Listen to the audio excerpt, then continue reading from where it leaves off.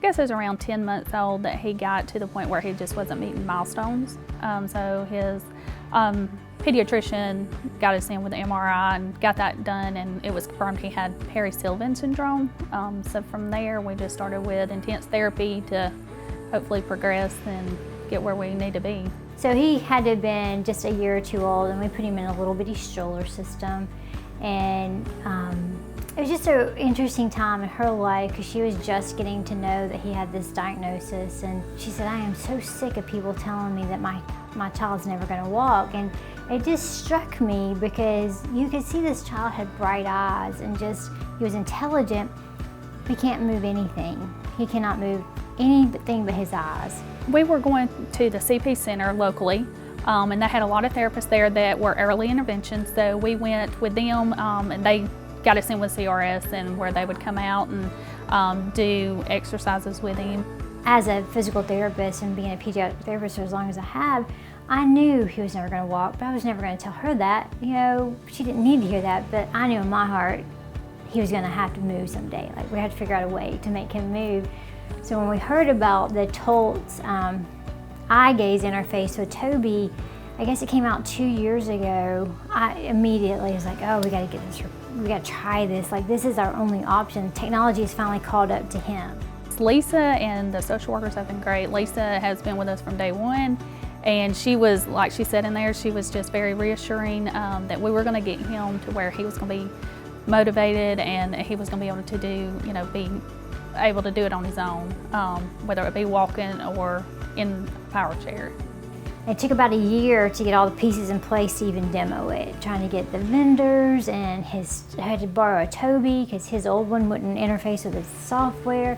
The Arnolds were just so patient, you know, so, okay, I know you want to do this, well, you're good.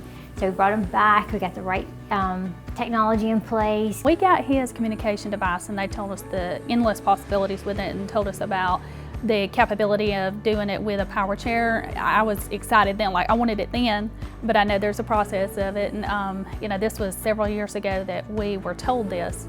And when Lisa called me last week, I mean, I was just beyond excited that the day was finally here that, you know, we were able to finally say, you know, that he could do it on his own.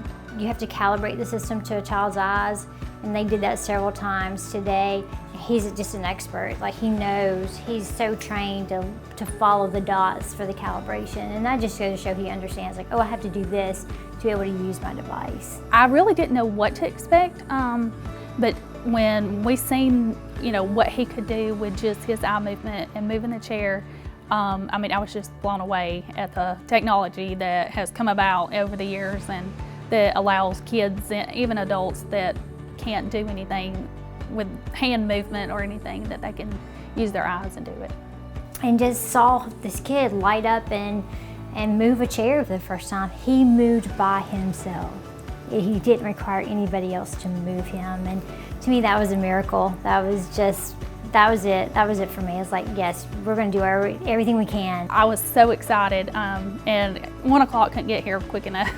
But just knowing that we finally have it in our hands I'm so excited just to work with him at home and with a therapist and get him going on his own.